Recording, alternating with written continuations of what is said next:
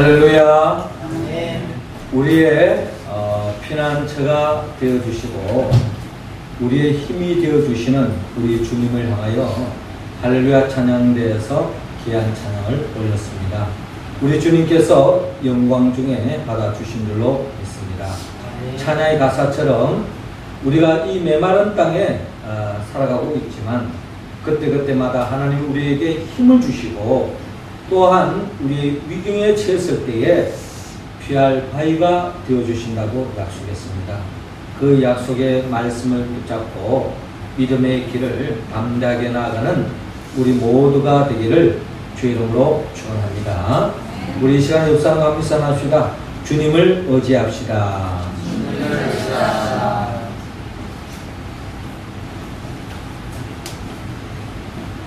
미국에서 아주 인종차별이 아주 심했던 시절이었습니다. 미국의 어느 한 도시에 아주 아름다운 교회가 있었어요. 그 교회는 건물이 아름답고 교회 내부도 너무나도 아름답게 치장되어 있었습니다.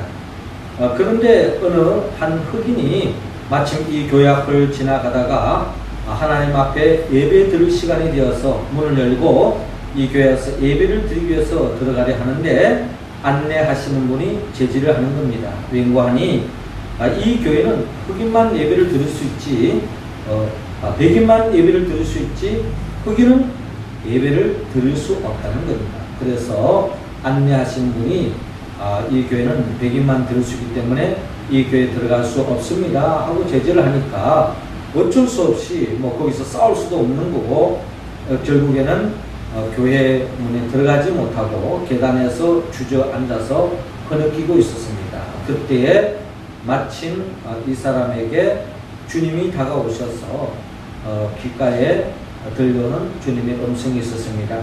그 음성은 다름이 아니라 사랑하는 아들아 슬퍼하지 말아라.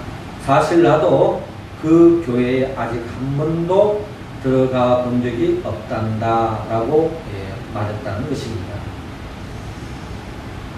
요한계시록 2장 3장에 보면은 소아시아에 7교회가 있는데 예수님은 어떤 교회에 찾아가실 때는 그 교회를 보면서 더없이 기뻐하시고 칭찬을 아끼지 않았던 교회가 있는가 하면은 또 어떤 교회에 찾아가시면 주님께서 정색을 하시고 또 주님께서 책망을 하시며 아주 분개하는 그런 교회를 우리는 성경을 통하여 바라볼 수 있습니다.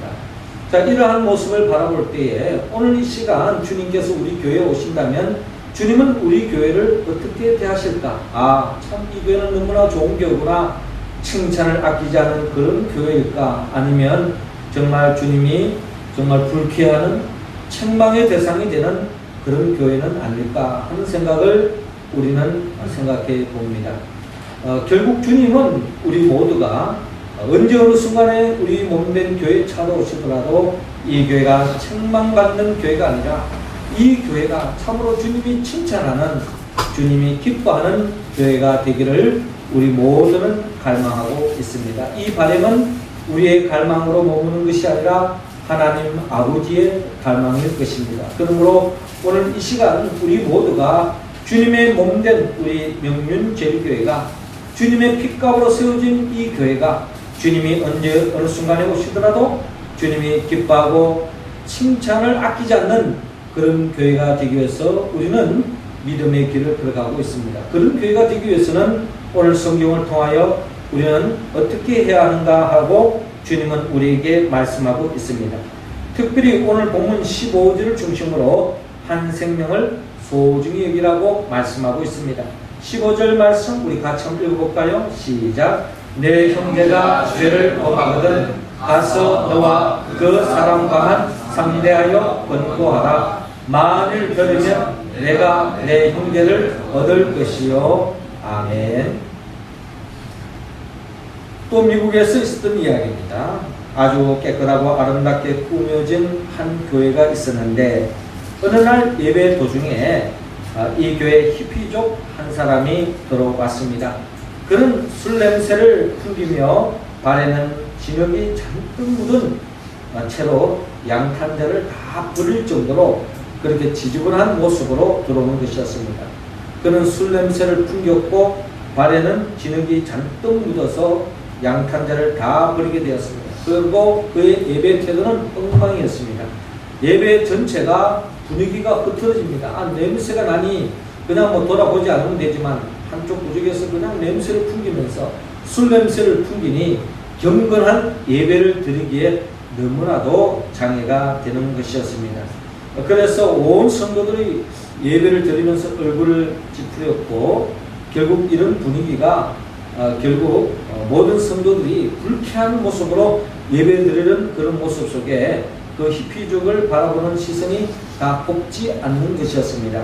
그래서 이제 예배를 마치고 당회를 열게 되었는데 그 당회 속에서 장로님들이 담임 목사님에게 건의하기를 우리 교회는 다음부터는 그런 히피족이 우리 교회에 절대로 들어오지 못하도록 안내위원들이 막아서 그렇게 제지하는 것이 예배를 돕는 것이 아닌가. 그게 결국 하나님께 영광이 될 수 있지 않겠는가. 그런 사람으로 인해서 예배가 온전히 드려지지 않음으로 인하여 하나님의 영광을 가질 수 있다 하는 생각을 가지고 그렇게 제안을 하게 되었습니다. 다시는 히피족이 우리 교회에 들어오지 못하도록 막자라는 것이 절대 다수의 의중이었습니다. 자, 이런 이야기를 쭉 듣던 담임 목사님께서 조용히 듣다가 이제 목사님께서 의견을 제시하는데 그 의견은 좀 반대 의견이었습니다. 만일 히피족이 들어오는 것을 결정한다면 저는 그 순간부터 이 교회에 사직서를 내겠습니다. 히피족도 결국 구원의 대상입니다. 그분들이 우리 교회에 오는 것을 그 누구도 막을 수가 없습니다. 양탄자가 들어오진다면 양탄자를 치워서라도 그분들이 예배를 드려야 할 것이며 술 냄새가 나더라도 우리가 참고 우리가 주님께 집중하고 예배를 드려야 하고 그분들이 또 주님께로 나와서 주님의 은혜를 받아야 합니다 라고 말하면서 만약에 어떠한 부실을 통해서라도 한 사람도 예배에 나오는 것을 가로막는다면 그것을 또한 당에서 결정한다면 저는 더 이상 이 교회를 섬길 수 없습니다 하고 단호하게 이야기를 했다는 것입니다. 결국 담임 목사님의 의중을 당에서 따르기도 하고 교회가 개방되었습니다.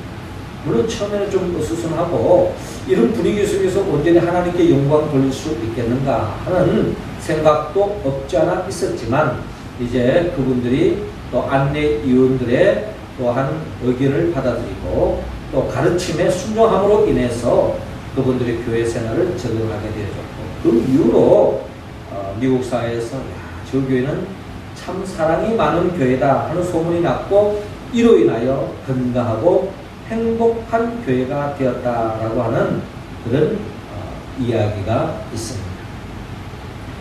노벨 문학상을 받았던 알프레드 까미는 태어난 지 한 달 만에 아버지를 잃었습니다.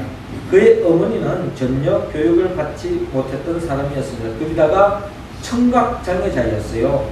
그러나 그는 아낌없이 사랑하는 아들에게 사랑을 쏟았습니다. 까미의 인생은 가장 큰 영향력을 끼친 사람은 결국 어머니였다고 그는 이야기합니다. 까미는 노벨상을 수상하는 그 순간에 어머니를 다음과 같이 회상했습니다. 어머니의 사랑스러운 눈동자가 없었다면 나는 정말 아무것도 하지 못했을 것입니다. 어머니의 사랑스러운 눈동자는 나에게 항상 용기와 희망을 주었습니다. 라고 고백했습니다. 그렇습니다. 한 생명을 사랑하는 교회는 아버지의 군의에 찬 눈동자보다는 어머니의 사랑스러운 눈동자를 품어야 합니다. 그때의 교회에는 죽어가는 생명이 살아나는 생명의 역사가 일어납니다. 율법의 눈, 권위주의의 눈, 책망의 눈을 버리고 복음의 눈, 또 사랑의 눈, 주님의 눈으로 우리가 서로서로를 바라보고 한 생명을 바라보고 섬기고 나아갈 때에 주님은 한 영혼을 사랑하는 교회를 기뻐하신다는 겁니다. 우리가 잘 아는 누가복음 15장에 보면은 한 마리의 양을 들여다 두고 길 잃은 한 마리의 양을 찾기 위하여 전심전력하는 목자를 우리는 만날 수 있습니다. 좀 어떨 때 생각하면 좀 황당합니다. 99마리의 양, 그 양들은 그냥 들여다 두고 잃어버린 한 양을 찾아가는 목자를 바라볼 때에, 그러면 99마리의 양은 들짐승에 의해서, 늑대에 의해서 죽을 수도 있지 않겠습니까? 그런 상황 속에서 어떻게 목자가 그 99마리의 양을 들여다 두고 잃어버린 그 한 마리의 양을 구하기 위해서, 찾기 위해서 달려간다. 좀 약간 이유배반이 아닌가 하는 생각을 갖습니다만은, 그러나 생명을 사랑하는 목자는 지금 이 순간 죽음의 위기에 처해 있는 그 양을 건지기 위하여 전심전력을 다하는 목자를 바라볼 때에 우리가 정말 이 목자의 심정을 가지고 정말 영적으로 죽어가는 생명, 정말 우리의 도움이 손길이 필요한 생명, 그 생명에게 관심을 가지고 그 생명을 죽기로 인도하고 그 생명이 온전한 구원에 입도록 우리가 힘쓰고 기도하는 우리 교회가 되어질 때에 우리 주님은 기뻐하시고 우리 교회가 기뻐하는, 주님이 기뻐하는 교회가 될 줄로 믿습니다. 그런 교회를 세우기 위하여 우리가 힘쓰고 기도하는 우리의 모습 되기를 주의 이름으로 축원합니다. 이어서 주님은 우리 모두가 두 사람이 합심하여 기도할 때에 주님이 기뻐하는 교회가 된다고 말씀합니다. 19절 말씀 우리 할렐루야 찬양 교회들 읽어주시기 바랍니다. 진실로 다시 너희에게 이르노니 너희 중에 두 사람이 땅에서 합심하여 무엇이든지 구하면 하늘에 계신 내 아버지께서 그들을 위하여 이루게 하시리라. 아멘.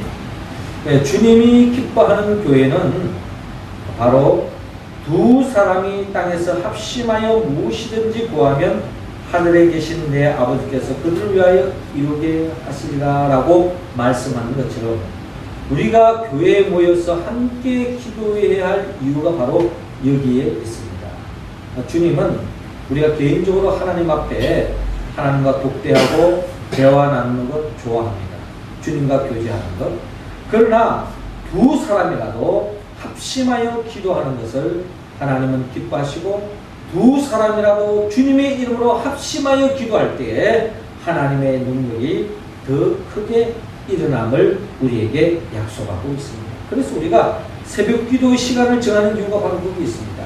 수요 기도에, 금요 기도에 우리가 공식적으로 교회가, 우리 교회 공동체가 약속한 예배 시간, 기도 시간입니다. 우리가 개인적으로 기도하는 것도 중요하지만 그런 기도 시간에 합심해서 기도할 때에 주님은 우리 교회를 통하여 영광을 받으시고 우리 교회를 통하여 더 크게 역사한다는 겁니다.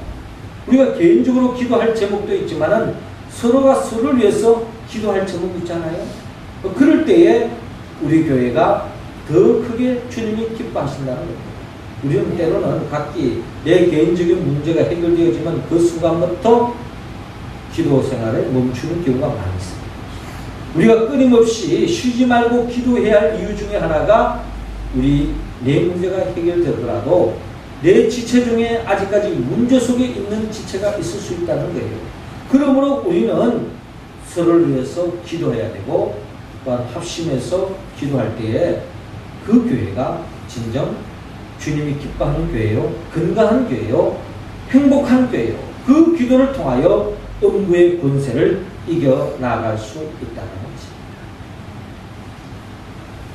배가 고픈 늑대 한 마리가 사냥을 하기 위해서 마을 쪽에 가다가 엄마 양과 새끼 양을 발견하게 되었습니다. 그래서 이 늑대가 이 양들에게 이야기하기를 참 잘 만났다. 내가 너무나도 배가 고픈데 이제 잡아먹어야 되겠다라고 이야기하니까 엄마 양이 두려움에 떨면서 한 가지 부탁을 했습니다.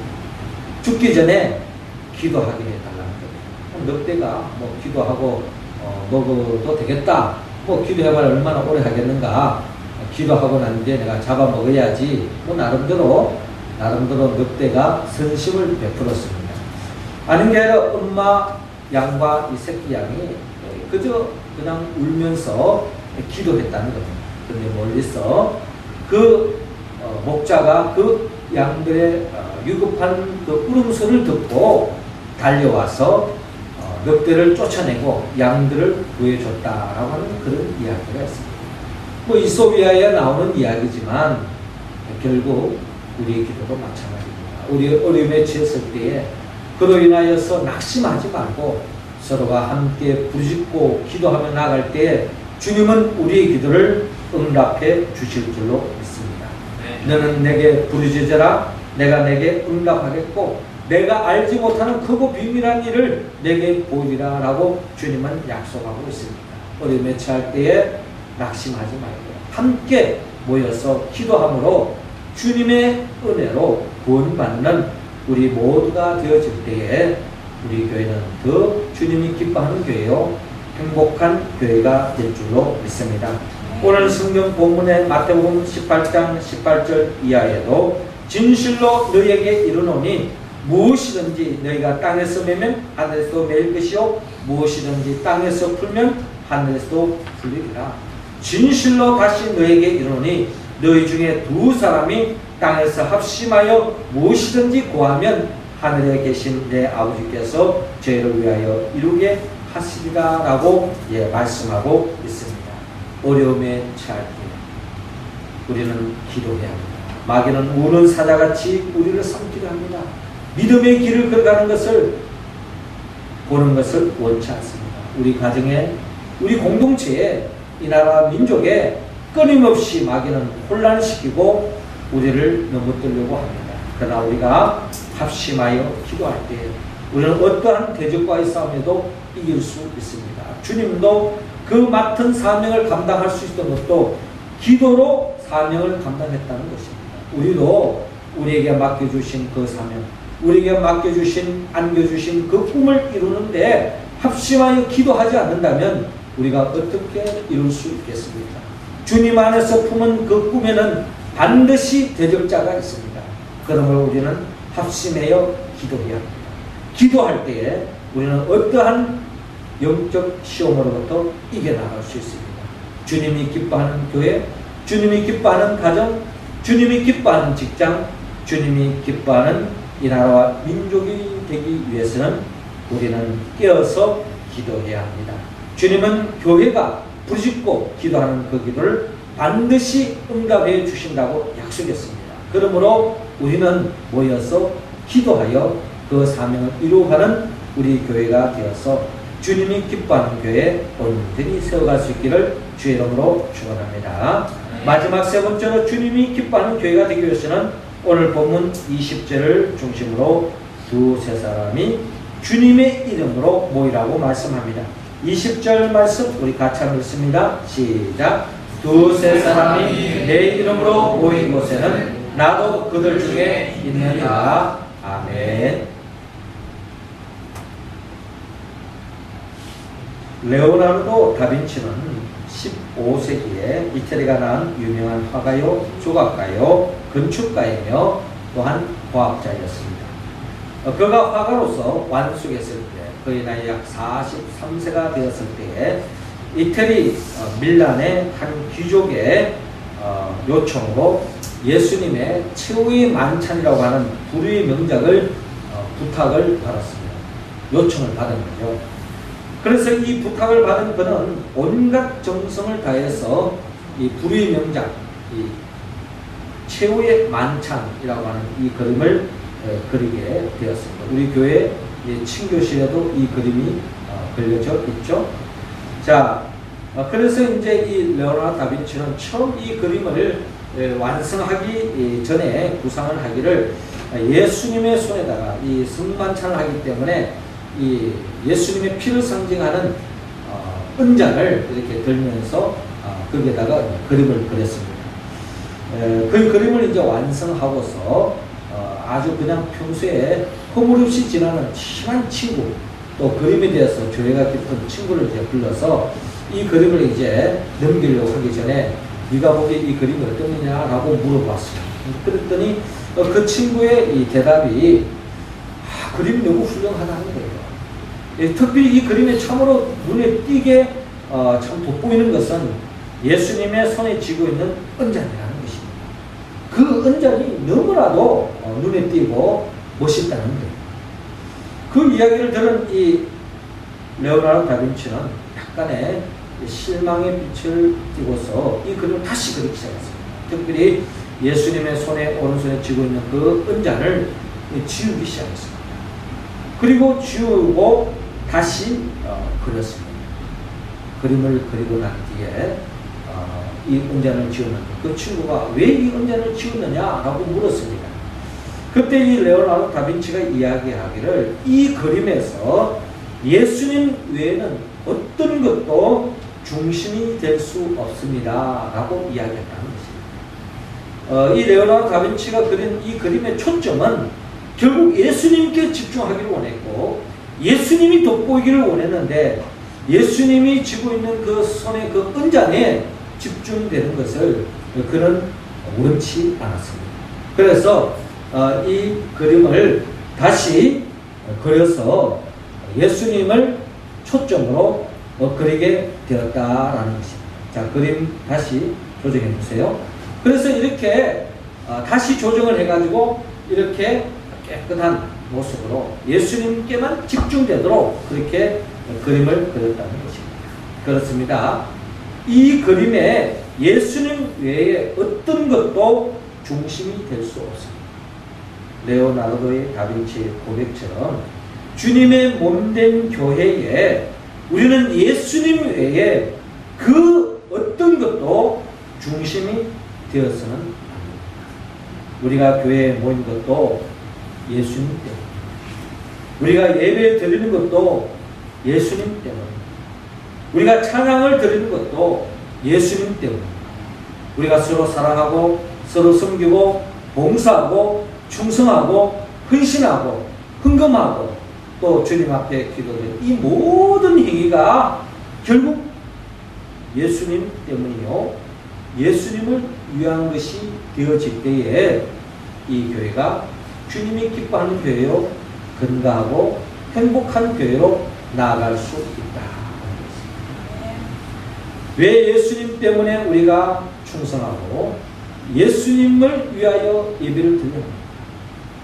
우리를 구원하신 분은 오직 예수로도 한 분밖에 없습니다. 우리는 죄 때문에 정령 죽을 수밖에 없었고 죄 때문에 정령 불행할 수밖에 없었고 저주 속에 지옥으로 떨어질 수밖에 없는 저와 여러분들이었지만 저와 여러분들의 모든 죄를 짊어지고 주님께서 대신 십자가에 못 박혀 죽었습니다.